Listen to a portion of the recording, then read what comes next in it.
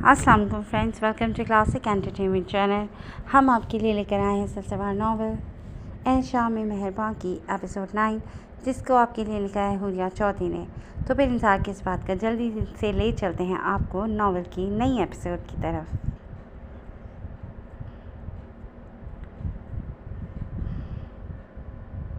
मन्नत को इमरजेंसी में रखा गया था, जबकि राबील दरवाजे से लगी मन्नत को देखते बस रोए ही जा रही थी।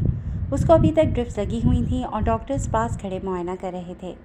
राबील, ये लो और चलो, आकर बैठ जाओ, कब की खड़ी हो? दुर्याब उसे मिनरल वाटर की बोतल पकड़ाते गोया हुआ जब उसकी नज़र दरवाजे पर लगे शीशे से अंदर गई। वो अभी तक बेहोश थी। दुर्याब से ज़्यादा देर देखा ना गया, इसीलिए एक नज़र देखते ही नज़र हटा ली। फिर वो भी राबील के साथ आकर बैठ गया। किसी को कॉल करके बुलाना था, दुर्याब ने कहा। किसे बुलाऊं? आंटी को नहीं बता सकती, उनकी तबीयत बिगड़ जाएगी। मौज आउट ऑफ सिटी है और मन्नत का शौहर, उसका तो फ़ोन ही नहीं लगता। लेकिन जन्नत को कॉल की है मैंने, वो आ रही है। राबील बोली। लेकिन मन्नत की ये हालत, मेरा मतलब वो मेंटली अनस्टेबल है। किस चीज़ की वो इतनी टेंशन ले रही है? दुर्याब ने जानना चाहा था। उसने जितना सोचा था कि वो मन्नत से दूर ही रहेगा, लेकिन उसकी ये सारी कोशिशें चुटकी में उड़ चुकी थीं। मैं नहीं जानती दुर्याब, उसने कभी घर जिक्र ही नहीं किया कि वो परेशान है या फिर उसे कोई चीज़ तंग करे है। राबील को खुद कुछ समझ नहीं आ रही थी। उसके ससुराल में सब ठीक है ना? मेरा मतलब, क्या मालूम वहाँ कुछ। दुर्याब ने बात अधूरी छोड़ी थी। नहीं दुर्याब, उसके ससुराल में क्या होगा? सलमान अकेला ही भाई है, ना कोई उसकी नंद है जो उसे तंग करे। बस एक सास ही है और वो भी बहुत अच्छी है। अक्सर मुलाकातों में अंदाज़ा हुआ कि उसकी अपनी सास से अच्छा लगाव है। सलमान भी कहती है अच्छा है, ख्याल रखता है। फिर ससुराल में कौन सी बात हुई है? राबील ने अब कुछ सोचते हुए तफसीलन जवाब दिया। क्या मालूम कि वो इस शादी से ही खुश ना हो। अब दुर्याब ने अपने दिल की बात कही थी। मुझे अच्छी तरह याद है दुर्याब, वो शादी से पहले बहुत खुश थी। ऐसा नहीं है वो खुश नहीं थी। वो अपनी शादी को लेकर बहुत एक्साइटेड थी। हाँ, ये है कि शादी के बाद वो ज़रा बदल गई है, थोड़ा मैच्योर बिहेव करती है। कुछ बदलाव आए हैं उसमें शादी के बाद। लेकिन एक लड़की अपना घर छोड़कर एक नए घर, नए लोगों में जाती है, इतना तो नॉर्मल है। मुझे समझ नहीं आ रही कि कौन सी चीज़ उसने दिल से लगा ली है। अभी पूछ भी नहीं सकती। डॉक्टर ने मना किया है कि मज़ीद स्ट्रेस ना दिया जाए। करूँ तो क्या करूँ? राबील ने थकते हुए अपना सर पीछे दीवार से लगाया था। इन सब बातों ने दुर्याब को उलझा कर रख दिया था। उसे खुद समझ नहीं आ रही थी कि वो क्या करे। एक आखिरी हल था, मन्नत से बात करके सारी उलझी हुई डोरों को सुलझा लें कि उसके दिल में क्या है। तभी डॉक्टर बाहर आई थी। आप पेशेंट को देख सकते हैं। पेशेंट को अभी होश नहीं आया है, लेकिन कुछ देर तक आ जाएगा, डॉक्टर कहते हुए जा चुकी थी। राबील दुर्याब को लिए इमरजेंसी रूम में दाखिल हुई, जिधर मन्नत को रखा गया था। राबील ने उसके नज़दीक जाते उसके बालों में हाथ फेरा। बाकी ट्यूब्स उतार दी गई थीं, बस एक ड्रिप हाथ पर लगी हुई थी। मन्नत, राबील ने कहते झुककर उसके माथे पर बोसा दिया। मन्नत तो उसके लिए छोटी बहन जैसी थी और उसके दिल के बहुत करीब भी। न जाने अचानक से उसे क्या हो गया था। दुर्याब दीवार के साथ खड़ा चोरी चोरी उस पर एक नज़र डाल लेता था। कहीं दिल से सदा आ रही थी कि वो पहले से ज़्यादा खूबसूरत लग रही है, बीमारी की हालत में भी। दुर्याब को उसे यूं देखना अच्छा नहीं लग रहा था, शायद इस वजह से कि वो अब किसी और की है। लेकिन वो सामने थी, उसे इस वक्त खुद पर कंट्रोल नहीं था कि वो अपनी आंखों को भटकने से रोके। दुर्याब, तुम मन्नत के पास ही रुकना, इधर सिग्नल नहीं आ रहे और मौज बार बार कॉल कर रहे हैं, मैं उनसे बात करके आती हूँ, राबील ने दुर्याब से कहा, जिस पर दुर्याब ने हाँ में सर हिलाया था। राबील के जाने के बाद दुर्याब चलता हुआ बेड की जानिब गया। उसने हाथ पर लगी ड्रिप पर नज़र डाली और फिर उसके चेहरे पर। दोनों हाथ बेड की साइड पर रखते वो ज़रा सा झुका। 5 साल बाद वो उसे देख रहा था, इतने नज़दीक से। उसके बाल चेहरे पर बिखरे हुए थे। दुर्याब ने उसके चेहरे से बाल हटाने के लिए हाथ आगे बढ़ाया। अभी उसका हाथ उसके चेहरे के नज़दीक ही था जब वो रुक गया, बल्कि उसने खुद को रोक लिया था। एक गहरा सांस लेते वो पीछे हटा, लेकिन अपनी नज़रें उसे हटा नहीं पा रहा था, जबकि दूसरी जानिब मन्नत को आहिस्ता आहिस्ता होश आ रहा था। वो धीरे से अपनी आंखें खोलने की कोशिश कर रही थी। उसकी आंखें कभी खुल रही थीं तो अगले लम्हे बंद हो रही थीं। उसे मंजर धुंधला नज़र आ रहा था, लेकिन कोई उसके सामने था। उसका चेहरा देखने की वो कोशिश कर रही थी।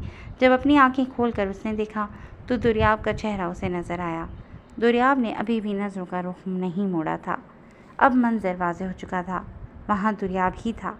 लेकिन मन्नत को लग रहा था कि वो कोई ख्वाब देख रही है, जहाँ सामने उसे अपने पास दुर्याब खड़ा नजर आ रहा है। और फिर देखते ही देखते मन्नत की आंखों से आंसू निकलकर एक साइड से होकर तकिए में जज्ब हुए थे। इन आंसू में न जाने क्या था, न जाने कौन से सवाल छुपे थे, जो दुर्याब हैदर को अपना दिल सुकड़ता हुआ महसूस हुआ। प्लीज़, दुर्याब की आंखों ने दरख्वास्त की थी कि वो ना रोए, और इन आंखों की दरख्वास्त मुकाबिल तक पहुंच चुकी थी। इसीलिए मन्नत ने अपने चेहरे का रुख मोड़ लिया। अब उसके सामने एक सादा सी दीवार थी। दुर्याब के लिए इस वक्त पल पल क़यामत था। उसे लग रहा था कि इस वक्त सामने पड़े वजूद की जो हालत है वो उसकी वजह से है। वो अंदर से खुद को जिम्मेदार ठहरा रहा था। मन्नत, तभी राबील दरवाज़ा खोलती अंदर दाखिल हुई। मन्नत ने चेहरा मोड़कर राबील को आते देखा। मन्नत, मेरी जान, कैसी हो? राबील की भीगी आवाज़ सुनकर मन्नत ने अपना चेहरा ऊपर किया। मैंने आपको बहुत परेशान किया है ना? मन्नत कहते हुए रो पड़ी, जिसे देखते राबील ने उसे गले लगाया था। अब तुम ठीक हो मन्नत, अल्लाह का शुक्र है। राबील ने प्यार से उसका सर सहलाया। तभी एक नर्स अंदर आई थी। ये कुछ मेडिसिन हैं, कुछ अभी देनी है और कुछ घर जाकर। नर्स ने पेपर आगे किया। लाइए, जिसे दुर्याब ने फ़ौरन थामा था। मैं मेडिसिन से आऊँ। दुर्याब ने मन्नत पर एक नज़र डालते कहा और कमरे से बाहर निकल गया। कॉरिडोर पर हॉस्पिटल का मैप बना हुआ था, जहाँ फार्मेसी हॉस्पिटल के मेन दरवाजे के करीब शो हो रही थी। दुर्याब चलता हुआ फार्मेसी तक पहुँचा और अभी फार्मेसी के अंदर जाने ही लगा था जब कोई बाहर से आता अचानक उससे टकराया था। आउच! सामने वाले ने अपना हाथ अपनी नाक पर रखते कहा, जो दुर्याब के मजबूत कंधे से बुरी तरह टकराई थी। Are you okay? दुर्याब ने पूछा। जब दूसरी जानिब जन्नत ने आंखें खोलकर उसे देखा तो अपने सामने दुर्याब को पाया। उसे वो दुर्याब ही लग रहा था, क्योंकि वो पहले से बदला हुआ था, बल्कि पहले से ज़्यादा हैंडसम और डैशिंग लग रहा था। लेकिन लुक्स वही थी। हाँ, वो दुर्याब हैदर ही था, राबील भाभी का भाई। आप? जन्नत ने उससे बात करना चाही, लेकिन दुर्याब ने उसे नहीं पहचाना था। उसे अपनी मन्नत के लिए मेडिसिन लेकर जानी थी, इसीलिए वहाँ मज़ीद ना रुका। मन्नत! तभी कमरे का दरवाज़ा खुला और जन्नत मन्नत को पुकारते अंदर दाखिल हुई। राबील उठकर जन्नत से मिली थी और फिर जन्नत अपनी बहन के पास गई। जन्नत मन्नत का हाथ पकड़ती उसके पास ही बैठ गई थी। अब कैसा फील कर रही हो? जन्नत ने पूछा। बेटर हूँ, मन्नत ने मुस्कुराते हुए मुख्तसरन कहा। डॉक्टर क्या कह रहे हैं भाभी? जन्नत अब राबील से मुखातिब थी। कुछ नहीं, कह रहे थे कि वीकनेस बहुत हो गई है, शायद आजकल अपने खाने पीने का ध्यान नहीं रख रही। राबील ने यह नहीं कहा था कि इसका नर्वस ब्रेकडाउन हुआ था और वो मेंटली डिस्टर्ब है, क्योंकि उससे मन्नत मज़ीद परेशान हो जाती। जबकि दूसरी जानिब मन्नत को महसूस हो रहा था कि उसके साथ क्या हुआ है। तब तक दुर्याब भी वापस आ चुका था। उसने आते ही मेडिसिन से राबील को पकड़ाई और मन्नत की जानिब देखा, लेकिन उसके साथ वही लड़की पाई जो उससे बाहर टकराई थी। जन्नत को देखते दुर्याब की आंखें हैरत ज़दा हुई थीं और जन्नत भी बड़े गौर से उसे देख रही थी। उसे अपनी जानिब हैरानगी लिए नज़रों से देखते जन्नत मुस्कुराई। लगता है आपने पहचाना नहीं, लेकिन मैं तो आपको पहचान गई थी। जन्नत के कहने पर दुर्याब ने नज़रों का ज़ाविया बदला। तुम लोग पहले मिल चुके हो? राबील पूछने लगी। जी भाभी, अभी थोड़ी देर पहले बाहर, जन्नत ने कहा, जबकि दुर्याब ने दूसरी दफ़ा उसे देखा भी नहीं था। राबील मेडिसिन चेक कर रही थी जब उसे मालूम नहीं हो रहा था कि कौन सी मेडिसिन लेनी है। वेट, दुर्याब कहता नज़दीक आया और मेडिसिन अलहदा करने लगा। वो अनजाने में मन्नत की छोटी सी छोटी चीज़ को भी इम्पोर्टेंस दे रहा था। अभी उसे ये ख्याल भी नहीं आया था कि वो तो इस मोहब्बत से किनारा कशी का इख्तियार कर चुका है। डॉक्टर डिस्चार्ज का क्या कह रहे हैं? कुछ टेस्ट के रिज़ल्ट आ जाएं, उसके मुताबिक बताएंगे कि कब तक डिस्चार्ज करेंगे। दुर्याब के पूछने पर राबील ने बताया। मन्नत, कुछ खाने का दिल तो नहीं कर रहा? जन्नत, जो मन्नत का हाथ पकड़कर बैठी थी, पूछने लगी, जिस पर मन्नत ने नफ़ी में सर हिलाया। उसके बाद राबील ने मन्नत को मेडिसिन दी थी। दरवाज़ा खुलने पर एक लेडी डॉक्टर अंदर आई। ये पेशेंट की रिपोर्ट्स हैं, मेडिसिन टाइम पर दें तो ठीक हो जाएंगी। स्ट्रेस से दूर रहें, डाइट अच्छी रखें और 10 दिन बाद याद से एक दफ़ा चेकअप करवाएगा। ये डिस्चार्ज पेपर्स हैं, इस पर साइन चाहिए और सारी ड्यूज़ इसी से क्लियर होंगे। डॉक्टर मन्नत के नज़दीक आती उसकी नब्ज़ चेक करके हिदायत दे रही थी जब डॉक्टर ने पेपर्स आगे बढ़ाए। मन्नत ने राबील को पेपर्स पकड़ने का कहा, लेकिन राबील से पहले दुर्याब उन पेपर्स को पकड़ चुका था। डॉक्टर डिस्चार्ज का कहते जा चुकी थी। भाभी, मन्नत ने राबील को इशारा किया था। दुर्याब, रहने दो, मन्नत तमाम बिल्स खुद पे करना चाहती है। आगे तुम कब से हमारे साथ यूँ हॉस्पिटल में ख्वार हो रहे हो, ऊपर से बिल भी तुम अदा करो। अच्छा नहीं लग रहा, प्लीज़ रहने दो, राबील ने दुर्याब से कहा, जो बेड के पास पड़े टेबल पर पेपर्स रखता पढ़ रहा था। इट्स ओके, मैं अपनी मर्ज़ी से कर रहा हूँ, दुर्याब ने देखे बगैर कहा था। पेन? दुर्याब ने पेन मांगा था क्योंकि उसका पेन उसके कोट में था और उसका कोट गाड़ी में था। जन्नत, जो मन्नत को बेड से उठाने में मदद कर रही थी, मन्नत को रुकने का कहकर अपने बैग से पेन निकालने लगी। जन्नत के जाने के बाद मन्नत ने खुद उठने की कोशिश की, लेकिन उसे अपना आप बेहद कमज़ोर महसूस हुआ। हिम्मत करके मन्नत ने बेड से नीचे फर्श पर पाँव रखे और खड़ी हुई, लेकिन अभी एक कदम चली थी जब दूसरी जानिब दुर्याब बेड के पास खड़ा था और अभी वो जन्नत के हाथ से पेन पकड़ने ही वाला था जब मन्नत खड़े होने की कोशिश में लड़खड़ाई थी। दुर्याब पेन को छोड़ता मन्नत की जानिब हुआ और अपना हाथ आगे बढ़ाया, जिस पर मन्नत ने बिना सोचे अपना हाथ रखते खुद को सहारा दिया। उसने सहारे के लिए पूरा वज़न दुर्याब के हाथ पर डाला था और जब इस बात का एहसास हुआ कि वो दुर्याब का हाथ है तो मन्नत ने फ़ौरन उसकी जानिब देखा। वो तो खुद चल भी नहीं सकती थी अभी, और ऊपर से वो था जिसका लम्स उसके आसाब पर बहुत भारी पड़ रहा था। तब तक राबील और जन्नत आकर उसे दोनों जानिब से थाम चुकी थी। जितनी अचानक और शिद्दत से मन्नत ने दुर्याब के हाथ को जकड़ा था, छोड़ते वक्त उतनी ही आहिस्तगी से अपना हाथ उसके हाथ की कैद से आज़ाद करवाया था। दुर्याब ने आंखें बंद करते अपना ध्यान भटकाया और पेपर पर साइन करता बाहर चला गया।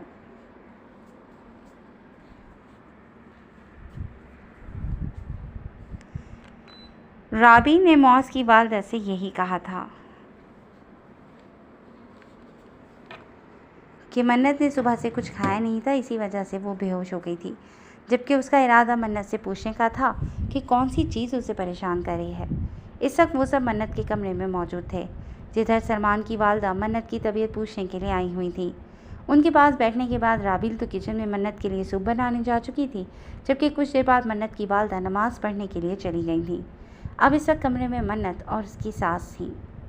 ये वो लड़की तो नहीं है जिसे मैंने सलमान के लिए पसंद किया था।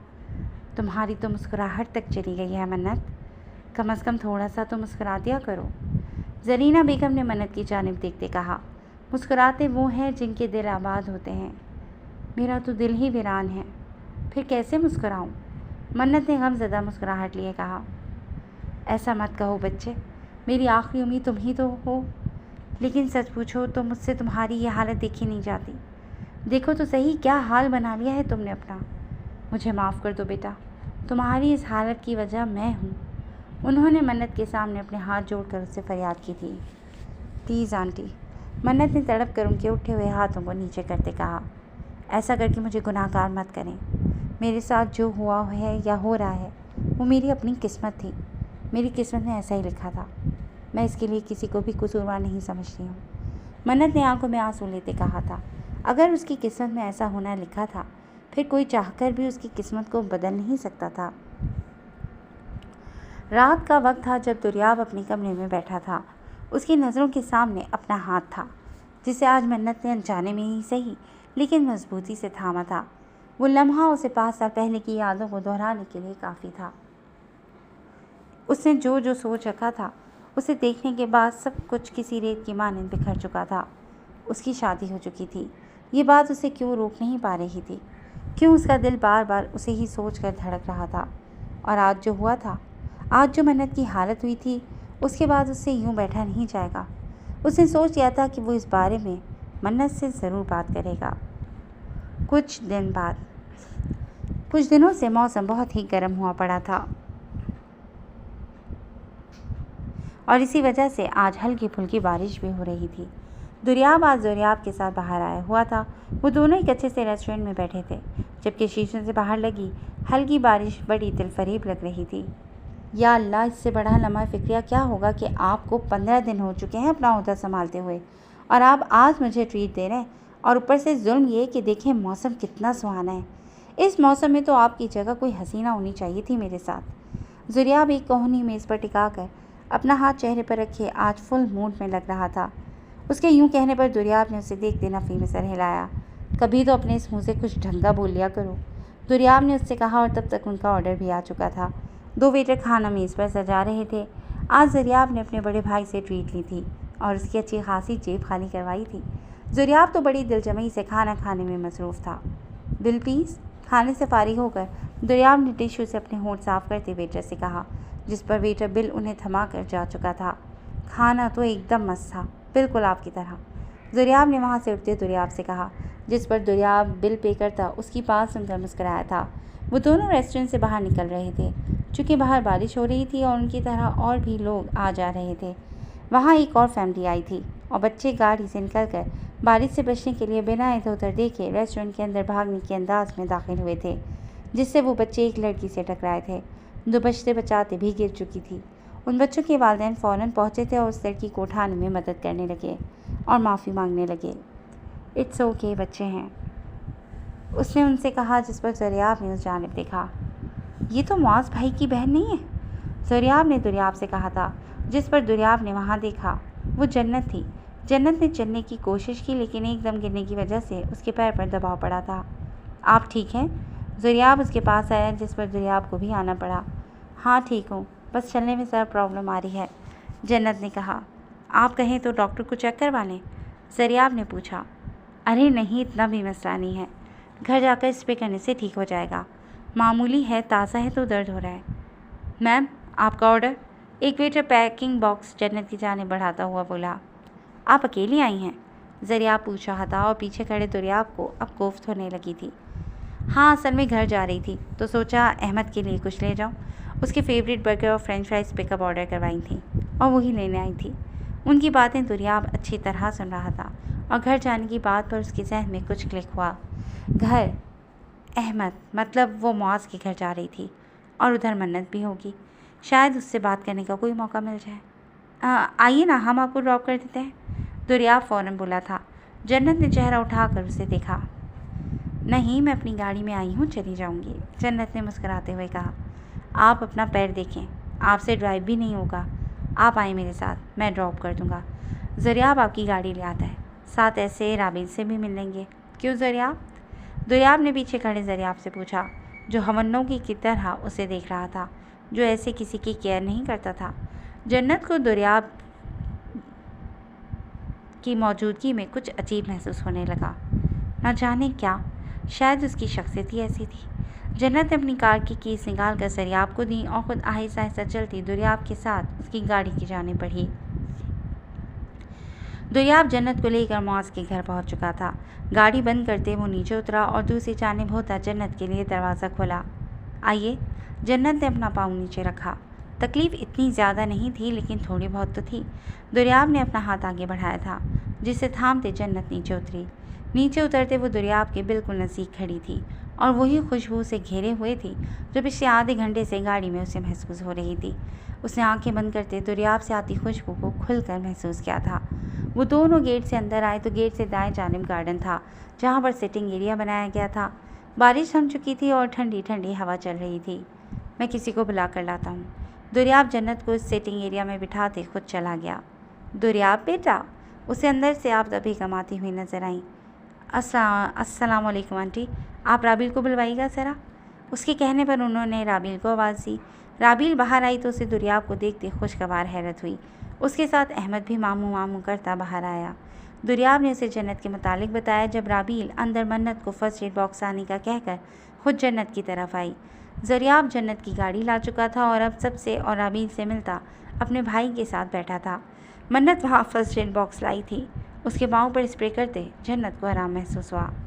अगर ज़्यादा है तो चेक करवा लेते हैं, राबिल ने उससे कहा। नहीं भाभी, बस पेन किलर लूँगी तो ठीक हो जाएगा, जन्नत बोली। मन्नत, जाओ दुर्याब और दुर्याब के लिए कुछ रिफ़्रेशमेंट का इंतज़ाम कर लो। अपनी माँ के कहने पर मन्नत की नज़र उन दोनों पर गई थी। वो सर हिला दी अंदर जा चुकी थी। दुर्याब ने उसे जाते हुए देखा था। दुर्याब अहमद को पकड़ता उससे खेलने लगा। राबिल उनसे पूछ रही थी कि जन्नत का पैर कैसे मुड़ा था और तब तक मन्नत भी रिफ़्रेशमेंट का सामान ला चुकी थी। वो रख कर फिर अंदर जा चुकी थी। दुर्याब ने जूस का ग्लास पिया और साथ राबिल से हाल अहवाल पूछने लगा। अहमद, इधर आओ। दुर्याब ने अहमद को आवाज़ दी जो मुजन्नत का लाया बर्गर मज़े से खा रहा था और दुर्याब की झोली में आकर बैठा। जब दुर्याब जूस का सिप ले रहा था तो उसके हाथ से जूस का ग्लास छलका था, जिससे जूस उसकी शर्ट पर गिरा था। अहमद, ध्यान से, राबील ने अहमद को कहा, जबकि दुर्याब जानता था कि उसने ये जानबूझकर किया है। इट्स ओके, मैं क्लीन कर लेता हूँ, दुर्याब ने उठते हुए कहा और अहमद की गाल पर बोसा देते अंदर गया। अंदर जाते दुर्याब वॉशरूम जाने की बजाय किचन की जानिब गया। उसे मन्नत किचन में ही नजर आई थी। मन्नत की उसकी तरफ बैग थी, इसीलिए वो दुर्याब को आते हुए ना देख सकी। मन्नत जो नीचे झुककर कुछ रेफ्रिजरेटर से ढूंढ रही थी, तभी किसी की गला खंगारने पर अचानक से मुड़ी, लेकिन अपने सामने दुर्याब को देखते उसके तासुरात बदले थे। नज़र उसकी शर्ट पर गई जहाँ जूस गिरा हुआ पड़ा था। दुर्याब अपने सामने खड़ी लड़की की आंखों में वो सारे मनाज़र घूमते देख सकता था। उसका पहले हर मुलाकात में दुर्याब की शर्ट खराब करना, उससे डरना और फिर दोनों का एक दूसरे की जानिब झुकाव, बेमायने अल्फाजों के पर्दों में छुपाए था।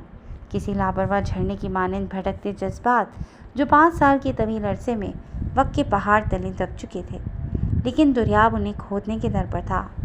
जी, अब मन्नत के चेहरे के साथ उसकी आंखें भी बेतासुर थीं। दुर्याब ने बड़ी ही मजबूर नज़रों से उसकी जानिब देखा था। टिश्यू मिल सकता है क्या?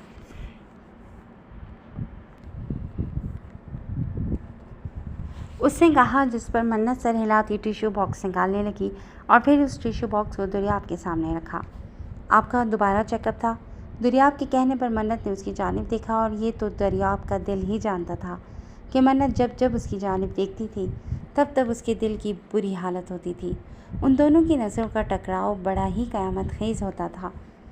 मैं ठीक हूँ, मुझे किसी चेकअप की ज़रूरत नहीं है, मन्नत ने निगाहें हटाते कहा। आपको है, आपने उस दिन अपनी हालत नहीं देखी थी क्या? दुर्याब ने अब संजीदा होते कहा। जो कुछ हो रहा है मेरे साथ हो रहा है ना, इससे आपको क्या मतलब? मन्नत ने भी उससे साफ लफ्ज़ों में पूछा था। अगर मुझे आपसे मतलब ना होता तो उस दिन इस हॉस्पिटल में मेरे रुकने का कोई जवाब नहीं होता। डॉक्टर का कहना था कि आप मेंटली अनस्टेबल हैं। इसके पीछे की रीज़न जाननी है मुझे। किस वजह से उस दिन आपकी मेंटल हेल्थ ख़राब हुई थी? दुर्याब मन्नत के नज़दीक आता उससे सवाल कर रहा था। मन्नत हमन्नों की तरह दुर्याब की शक्ल देख रही थी। आपको कोई हक नहीं है कि आप मुझसे यूँ सवाल करें और ना ही मैं आपको जवाब दे हूँ, सो प्लीज़। मन्नत खरे लहजे में दुर्याब को सुनाती वहाँ से जाने लगी।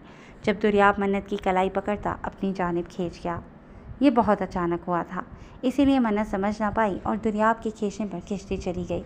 मन्नत ने दुर्याब के सीने पर हाथ रखते खुद को उससे टकराने से बचाया था। मन्नत ने गुस्से से दुर्याब की जानिब देखा, जो अभी तक उसकी कलाई पकड़ कर खड़ा था, लेकिन उसकी आंखें कुछ और ही कह रही थीं। प्लीज़, उसने फरियाद की थी, मुझे जानना है आपकी उस दिन की हालत का जिम्मेदार कहीं मैं? दुर्याब ने जानबूझकर जुमला अधूरा छोड़ा था। मन्नत के दिल को ठेस पहुंची थी। उसने दुर्याब की गिरफ्त से अपना हाथ छुड़वाना चाहा, लेकिन शायद वो जाने बगैर आज उसे छोड़ने वाला नहीं था।